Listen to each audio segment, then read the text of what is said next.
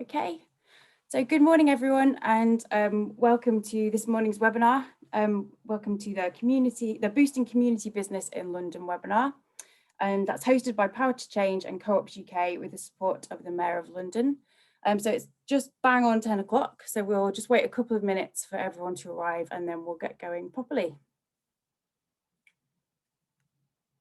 You can see the numbers going up, so that's great. We'll just wait 2 seconds until it slows down a bit and then we'll crack on.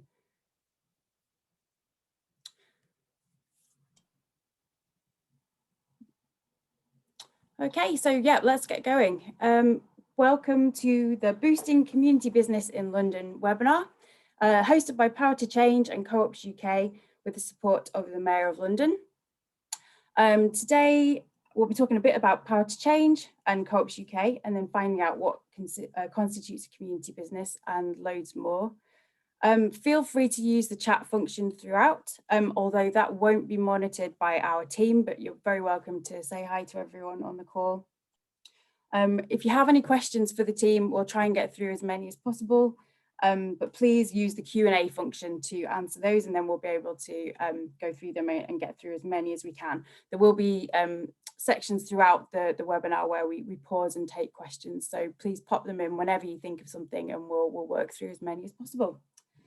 Okay, so yeah, I think that's everything. So again, this is hosted by Power to Change and Co-ops UK with the support of the Mayor of London. Without further ado, I'll hand over to Jed, who's from Power to Change, to talk to us about everything. Thanks, Lucy. So Boosting Community Business London is providing £150,000 of grant funding to enable community groups to set up and grow community businesses in their local area.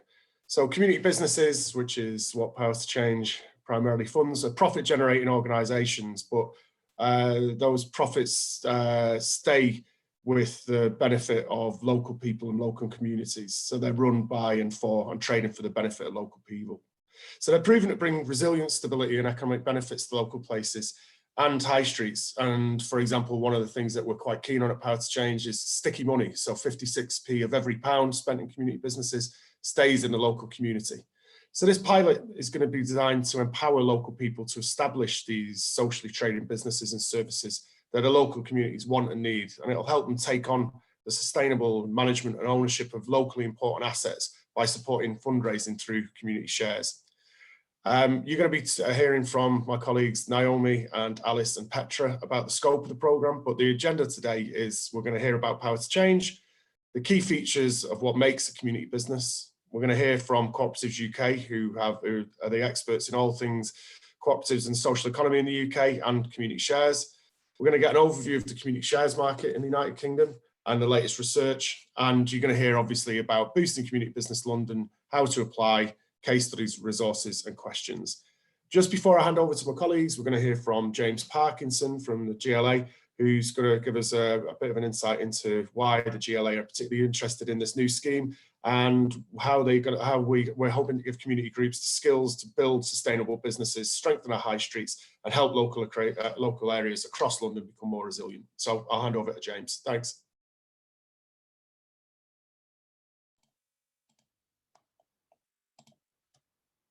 Hi, can you hear me? We can, James. We can hear you. Hi. Perfect. Sorry, I'm not sure. I can't seem to put my screen or video on, but if you can hear me, that's great. So thanks, Jed, and thank you to Power to Change for hosting this for us today. So I'm a senior manager in regeneration and economic development at City Hall. And we've had a bit of a long-standing interest in tactics and strategies for promoting inclusive growth, particularly around high streets and town centres in London. And we've worked a lot with local authorities and other partners increasingly to try and achieve this. A lot of my work has been with local organisations, community-led projects, and trying to secure bits and pieces of social infrastructure. So we're super interested about what community business can bring in that space. I think when we're looking at how we secure social infrastructure on a high street, particularly when there might be new opportunities around vacancy, and how we kind of bring that into local ownership and ensure that the value created with the activities that's going on is locally rooted kind of shared, I suppose, within the community where it can have the best possible impact.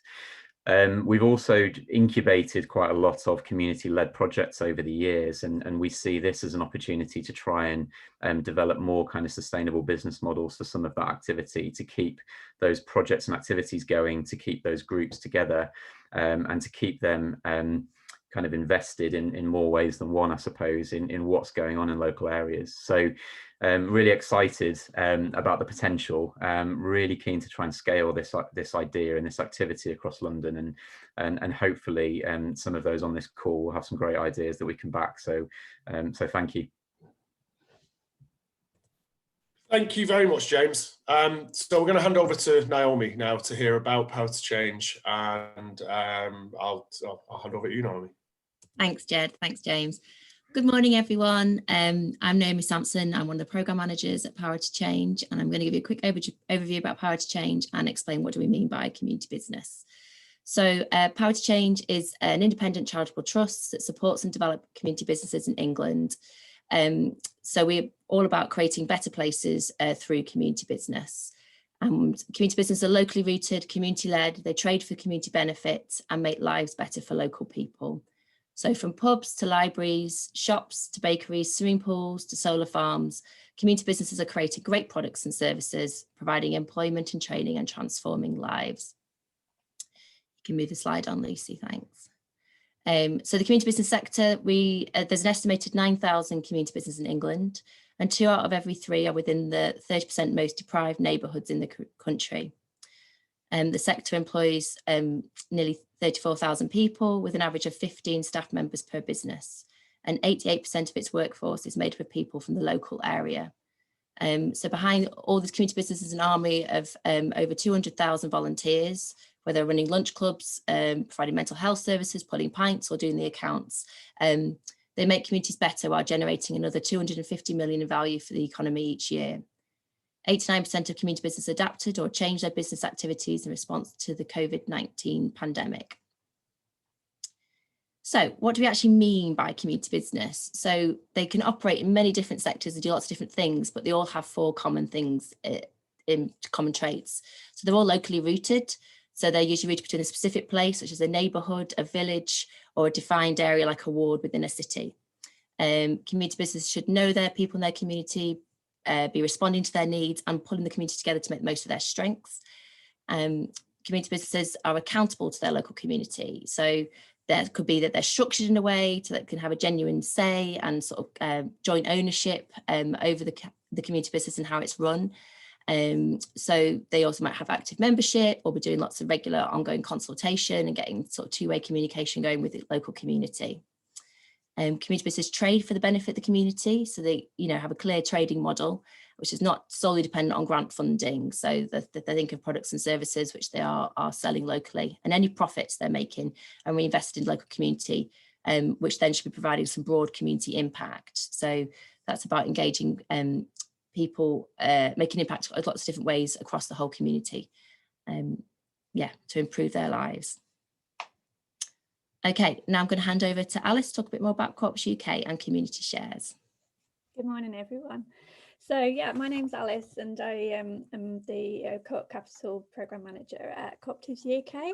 So Coptics UK is a voice for thousands of independent co-ops across the country, and we support co-ops in many different ways. We promote and develop and unite them, so lobbying policymakers and government and providing specialist advice, lots of events and training, but also a big thing is that we are rolling out a lot of funding and support programs which to do with the community shares work that we do at the community shares unit at Coptics UK. So if we have a look at the next slide, I just want to have a quick look at what is so good about community shares. So hopefully you may have had a little look into community shares yourself, and if you haven't yet, then we've got a YouTube channel, and this is an introduction video at the bottom of the link there if you'd like to have a look at it. So the main thing about community shares, it's a type of funding, and every business needs funding to set up, to grow and to thrive. And the interesting thing about community shares is that it's patient capital. So it's all about enabling businesses to become sustainable and survive into the long term. So there is no fixed payback date and there's no fixed interest rate like you have with, say, a traditional bank loan. What it means is that societies that are co-ops or community benefit societies are able to issue community shares. So people in the community are able to invest some money and become part owners of the business. And unlike company shares, it's truly democratic. So every shareholder has one vote at key meetings, AGMs, and that's where it differs from company shares. So instead of each shareholder having, so each shareholder has one vote for community shares. So you never get anyone taking control over the business. It's all about everyone having equal levels of control. And the whole point is that community shares are fantastic for businesses which are embedded in their community, and they're looking to create not only profit for good so that they're able to thrive and grow, but also to produce community benefit on a wider scale. So community shares have been really popular over the last few years. So if we go on to the next slide, you can see that we've got the latest research come out. We found that today around £155 million has been invested into community share offers by around 104,000 people. And this is across the country in all different sectors. So if we're thinking about assets on the high street, we've had community share offers being used to fund businesses that are all about bookshops, about community hubs and workspaces, library spaces, cafes and shops, Lidos, garden centres, pubs, greengrocers, skate parks, all sorts, you name it, it can be used. The key thing is community shares are not donations. So the investors put in money, but they also are expecting to have the money returned to them, and the businesses can attract investors by offering them a small amount of interest as well on that capital that they've invested. So you always have to think about what is it that the community will want to see in their space, and what kind of business will be really popular and be taken up by the community in terms of would they want to invest, would they want to use the services. So if we go on to the next slide, you can see some more stats that we've picked out. So far over the course of the last few years, since about 2012, we've seen around 585 share offers launched by 440 businesses. And the great thing here is that 92% of them are still trading. So if you compare this to private businesses, which is about 46% are still surviving after 5 years, and then even regular co-ops, it's about 76%. So the fact that 92% of community-owned businesses, the ones that have had community shares used as part of their funding mix, are surviving is incredible. It's so popular because people, once they invest, they are part of the business. They will be talking about the business, they will be using the business, they will be encouraging other friends and family to use the business and buy services from it. And they will often be volunteering as well. So, you know, you might have someone who is an accountant and very willing to invest spend a few hours helping you with the accounts, or the web designer, or they're just great at talking to the community. The whole point about community shares is that co-ownership feeling means that people feel so part of the business, and they're really rooting for it to survive. And we see that in the stats. You see that in the next slide as well. The 92% of businesses, yeah, like I say, are still trading today, and 85% of those businesses say that it had a positive impact having community shares as part of their funding mix, as part of their governance structure, on the performance of the business itself. So like I say, there's so many positive spin-offs about having people invest through community shares. It's not just about the financial impact, but it's also about the fact that so many people will be out there and volunteering and talking about you and all the rest, which all contributes to having a really successful business in the long term. On the next slide, you'll see as well that organisations have run share offers, and 36% of those are planning another share offer. And 24% actually already have run another share offer. So it used to be thought that people use community share offers in order to get a bit of capital, a bit of money, so that they could actually demonstrate to the banks that they were a sure bet and a lot more likely to be able to secure commercial loans. But actually what these community businesses are finding is that there's a huge amount of goodwill behind them in the community, and actually people are very happy to invest a couple more times as the business is ready to expand and grow.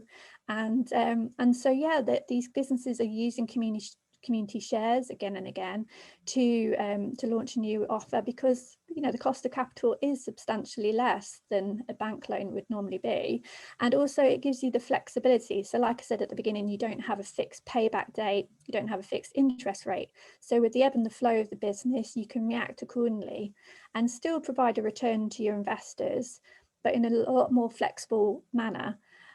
So for example, like we've seen with the last year, no one could have anticipated what would happen, but businesses have been able to use a bit of a cushion in being able to have the flexibility afforded to them by community shares. And then on the next slide, we'll see that there's all sorts of reasons why people will invest in your share offer. Maybe it's on their doorstep and they will be using whatever the business is. So if it's a greengrocers or if it's a cafe, they'll be in there every other week or something like that. But occasionally it's to do with the concept of the sector. So if it's energy, then people are very much interested in investing in renewable energy projects wherever they are. Same with maybe Lidos. So there's some around the country that people would visit because they've been there on holiday with their family and they've got great memories of going, and they're happy to invest even if it's miles away from where they actually live. And a key point about this is that you are, as a community shares investor, you're considered a co-owner. So you have a right to make your voice heard at key meetings, and really take pride in the fact that you are part of all these amazing community businesses doing so much for their communities.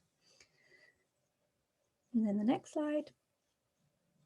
So just to re-emphasize as well as the social benefits, of course, there are the financial benefits. So there's the leverage effect, where if we see £1 invested in community shares, it leverages in another £1.18 through grants and loans. So what we have found is that grant providers and loan providers are very, very impressed by community groups who have really gone out and engaged with their communities, have worked out what would be popular, what will work in terms of business, and have that investment from the community shares investors to demonstrate a real popularity for the business. And it brings in a lot more money as a result to make up the blended mix of funding that is required for the business.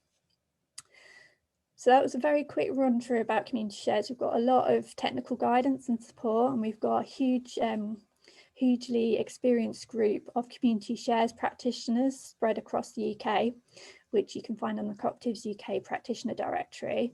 So if you have any in-depth questions, you can go to them, or indeed you can email the community shares unit at Coptics UK.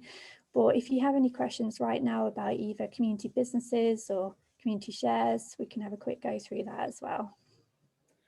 Okay, thanks, Alice. So we have got a question from Libby, and she says, how does the need for products and services that are charged for work with the idea of libraries?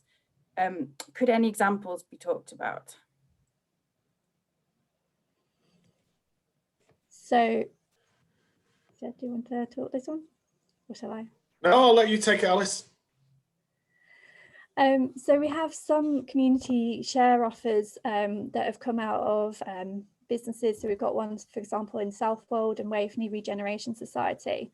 They've taken over an old hospital building, and they have split it up into different components. So they've got a nursery, they've got a library space, which the space is rented by the local authority, so they have income from that. They have a cafe, so they run the cafe themselves. They have workspaces, which they rent out. So they've got a bit of a diversified income stream. So the community business themselves own the business, own the property, and then they have subdivided it out so that they are able to charge different organisations for the use of that space.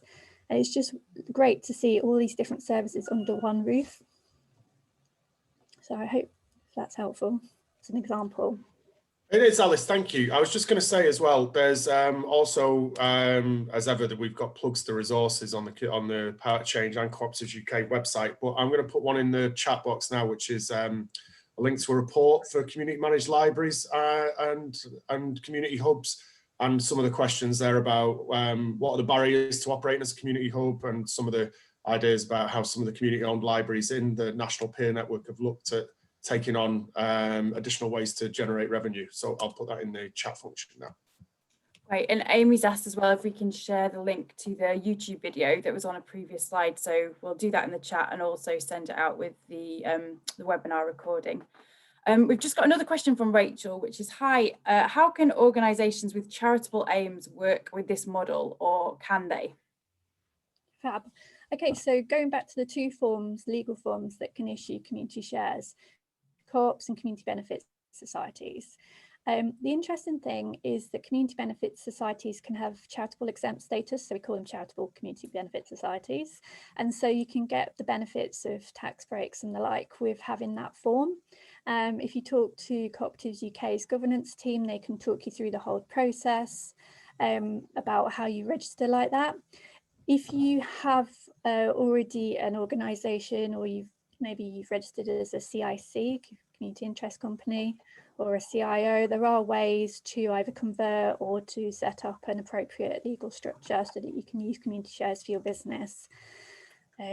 So really the first point of call would be to talk to the advice team, the governance questions that you have at Cooperatives UK.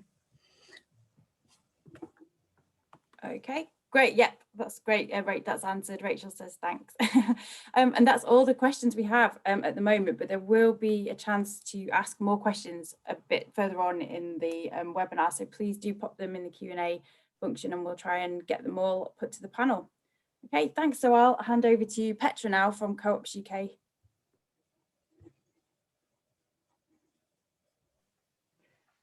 Thank you, Lucy. So good morning. My name is Petra Morris. I work alongside Alice at Cooperatives UK in the cooperative development team, and we run a number of funded programs. So I'm delighted this morning that we're launching this program, Boosting Community Business in London, and obviously delighted with Power to Change and Mayor of London for funding this program.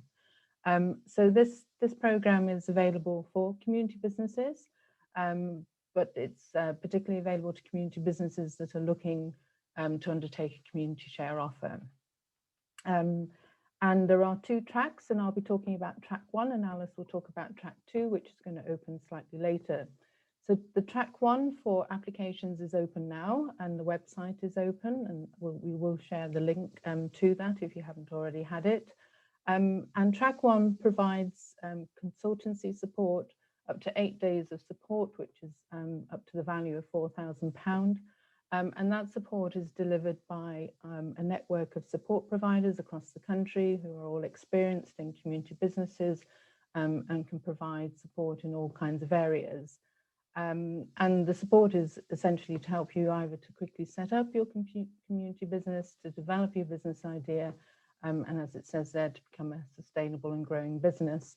Or you might be in an existing organisation that's looking to undertake community shares and be owned by the community, and therefore wish to convert your business to raise funds through community shares, and the support is available to help you to do that. Alice, do you want to talk about track 2, which is going to open a bit later? Sure. So track 2 is for grants of up to £10,000, and this is specifically to support the items that or the activities needed to get you over the line to launch your share offer. So a lot of the development work should have taken place by this point, but so track 2 is specifically for creating the high quality share offers, potentially working with a community shares practitioner with that as well, to undertake the standard mark assessment, which is the quality assurance mark for community shares. And I can talk about that in a bit more detail in the next webinar about the importance of the community shares standard mark for your share offers.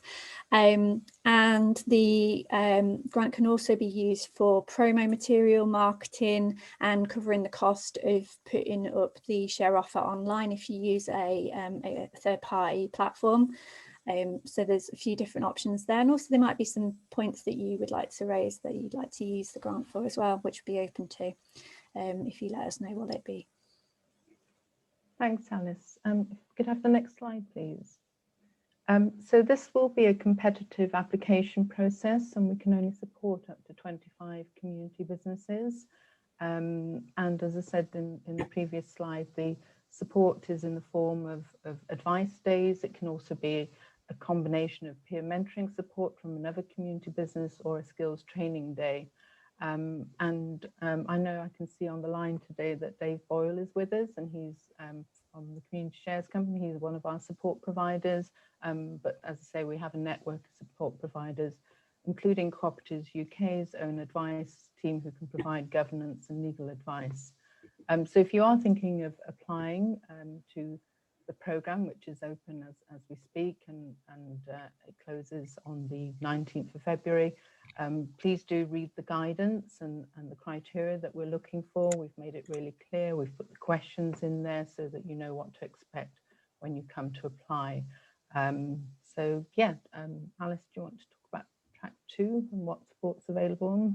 Sure. So I mentioned most of these in the last slide, but additional things is if you need to do a bit more work on, say, your business plan to tie together what you're suggesting in your share offer document. So a key thing is that you are demonstrating to your potential investors when it is that you're likely to be able to pay them back. So so we want to see some financial projections in there to show your cash flow and when you're likely to, one, pay back the investment by community shares investors, and that can be over a long time. You know, there's no defined date that you have to pay it back by.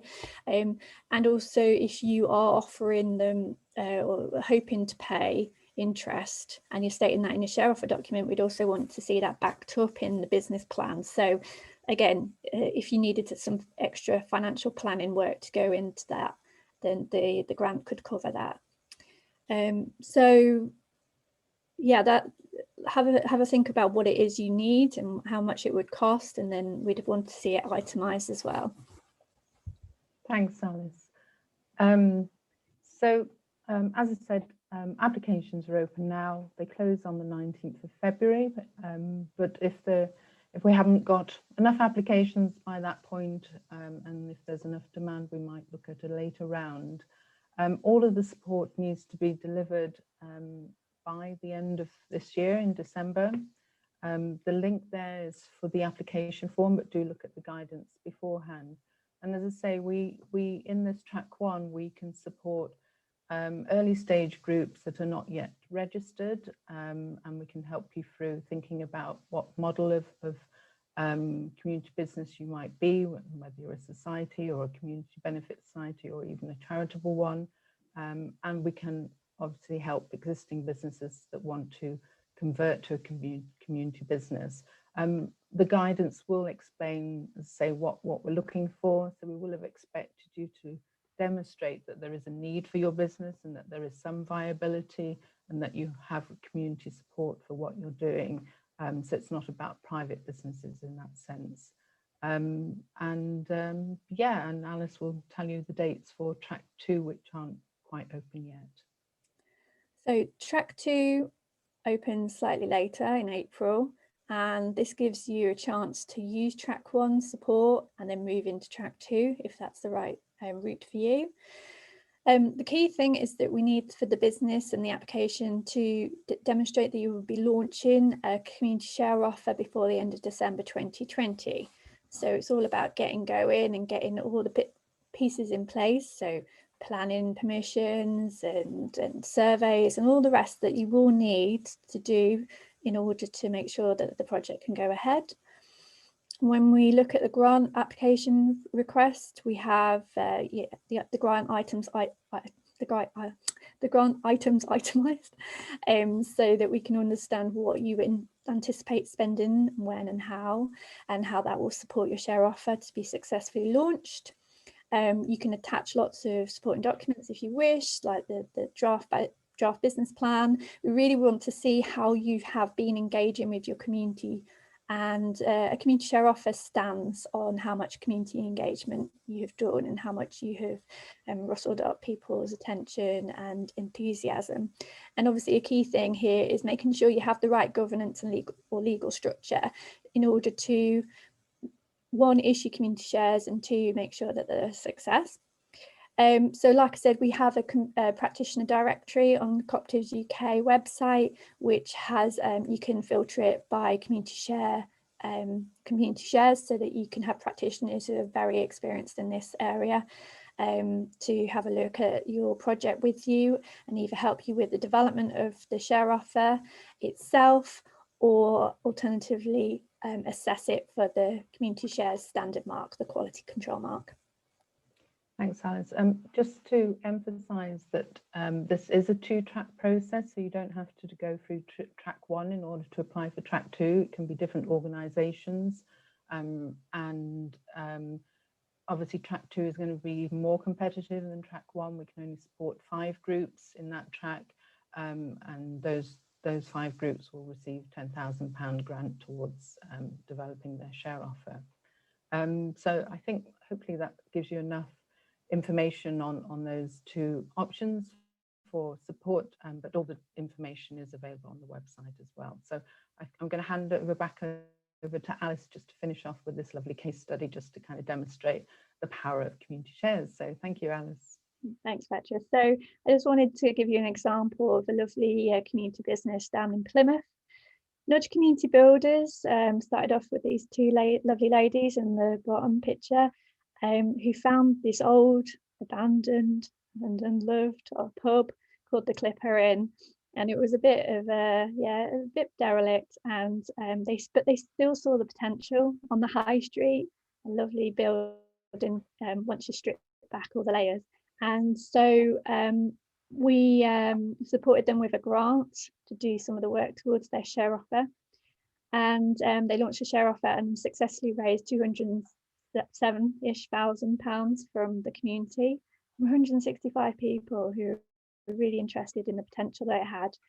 And they also applied to the booster programme, which is the Community Shares Booster programme that I manage at Coptics UK. So we invested £100,000, which was funded through Power to Change. And you can see the transformation. It's really bright, airy space. It's a hub of the community. They've created a cafe. They have an outdoor market in the backyard. And they also have 2 flats at the top, which are affordably priced. And what's great is that they've actually used this great experience, and they've built up a huge amount of community behind them. And they've now started on another project to complement this a little further up the high street. So you can see the kind of positive spin-off effects and the mushroom effects of just one community shares funded project, a community business really working with the community. So we have a case study of a bit more detail on Coptics UK website if you want to have a look at it. And I really encourage you to look these 2 ladies up and the business itself, and if you can ever get down to Plymouth, to drop in, because they're very welcoming. Thanks, Alice. Oh no, there's one more thing. Yeah, this is basically the end of our talk about community shares itself. There are loads of free resources on our website. You can see on the far right, understanding of maturing community shares market. That's where we had the stats at the beginning. There's a handbook which has got loads of technical detail if you really want to get your teeth into it. But like I said, there's always the practitioners all across the UK who are there to hold your hands through it. We've got a guide about investing in community shares. It's a good first stop for if you have not really worked much in this area, but also as a first stop for getting people in your community a little bit more warmed up to the idea and understanding of what it consists of. And also we're working on a few different other projects as well around rebuilding the economy and also Sharia compliance of community shares as a funding mechanism. So if anything there makes you perk up and see this could apply to our particular community, then do have an email across to me and we'll then have a little discussion about it. Okay, that's fab. So we have got a question from Libby. The average investment per person on this example is 1,248, but what happens in areas of deprivation? Yeah, I'm not sure which example you're referring to, but when we look, it doesn't say, sorry. But when we look at overall across the UK, the amazing pub. Yeah, the nudge. Yeah. So we've generally found that the average investment, it could be, depending on the sector, it could be around £400 per investor up to around £800. Obviously, it depends on the sector as well, because if you have, say, a renewable energy project, you were in the past, especially with feed-in tariffs as they were, you were able to offer a lot higher interest rates and attract maybe more investment from each individual. But a key point of what the work we're doing with Power to Change on the Boost programme is trying to work out how to broaden the reach of community shares into all communities. And so we've been working with groups that approach us about exactly that, about how to reach more deprived communities and individuals so that everyone can be part of these community businesses and not just the few who have got a lot of cash or have just got cash available at that particular time of the share offer. So there are ways around it. Obviously, one way is to get an institutional investor, like through the Booster programme, to come in as well and match your share offer, match the community investment on the share offer. We're also keen to explore with groups the possibility of using a subscription model or using particularly low investment minimums per individual for, say, certain age groups, maybe the youngest in the area. Because traditionally community shares have been used more often by or invested into more often by the older demographics, and also maybe thinking about geographically making that individual minimum investment less for what people who are the most local. So we've seen that with Jubilee Pool Penzance, where generally the minimum that people could invest in the share offer was £50. But if they lived in the 3 closest postcodes, then it was that they could invest just £20 and still be a member like anyone else. So there are ways that we're trying to balance it up and to work with groups to be able to make the share offer work for you to raise enough money that you need for the project to happen, but also at the same time thinking about making the minimum investment per person actually attainable. Alice, would it be worth me talking about my particular co-op in Stretford? Absolutely, Petra. Petra is also a secretary of a co-op. She never stops. Yeah, so when I'm not working at Co-ops UK, I'm society secretary at a co-op in near Manchester called Friends of Stretford Public Hall. It's a wonderful, beautiful Victorian Grade 2 building, and we took ownership and an asset transfer from the council about 6 years ago now. And we did a community share offer and raised £250,000, of which we were lucky enough to get match funding through the Booster programme at that time. And the minimum share offer per person was £100. We had 800 people invest. They were all local people. But one of the things we did was we had this sort of subscription where people could pay £25, you know, 4 lots of £25. They didn't have to pay for the share in one go. So that made it slightly more accessible and affordable to our shareholders. And, you know, having the community and having those 800 investor members means that we have a really strong volunteer team of over 50 volunteers, and this year we were awarded the Queen's Award for volunteers, and it means all the events and activities in the hall, which range from everything from, you know, weddings, hopefully dancing and well-being and co-working space, they're all used by that local community. So the power that Alice was talking about of community ownership is really strong, and you know, they're very active in helping the hall to be promoted and to be used. But we've also, through that community share offer and the subscriptions, been able to have investors that would never normally have invested or been able to afford to do that. So hopefully that's a useful example of how to make it accessible.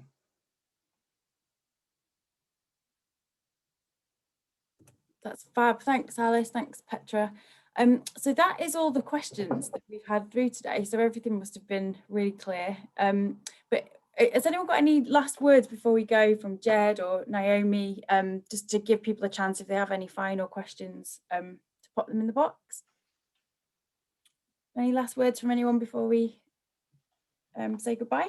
Because we have got a bit of time if anyone just want to add anything. There was just one, Lucy, sorry, from Christabel, who I'll drop Christabel an email directly, because I think it's more one that maybe the team at Power to Change could pick up about community businesses led by BME, its durability and how CBs can be used to affect social change in the community. So I'll try and pick some of that up. Echoing the points, I think there's a great question from Libby actually on the, you know, the minimum investment and how important it is to get that right, and that is one of the things that we've been looking at with the Booster Programme and the Architectural Heritage Fund, Power to Change, and others, looking at how we can play the role of the high net worth where there perhaps aren't any, and how we can get that share investment as and the entry level as low as possible for as many people as possible, which I think is one of the really important things. That's exactly the type of question that I think some of the business advice that this fund will be providing will help groups to help determine. So the likes of experts like Dave helping you work out where is the right point to place the minimum for groups. Thanks, Jed. So, oh, we just got another one. But it's just snuck in there. Well done, Amy. Do you have any examples of pay it forward type share offers where someone who can afford to buy an extra share donates it anonymously to someone who wants to be a member but is low income? I don't have an example of that yet, but I love the idea of it. And I would like to talk to any groups that would like to implement that as well. I know at Stretford Public Hall, lots of people used it as gifts for family and friends, shares. So that happened a lot. Yeah, they do make nice Christmas presents when you don't want tat.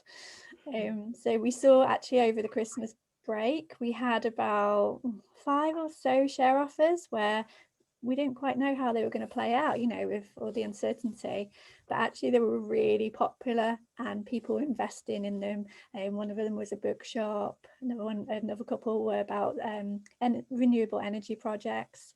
So yeah, if you could tie in the gifting aspect of it as well, it's quite nice, you know, if you have tote bags for your books, say.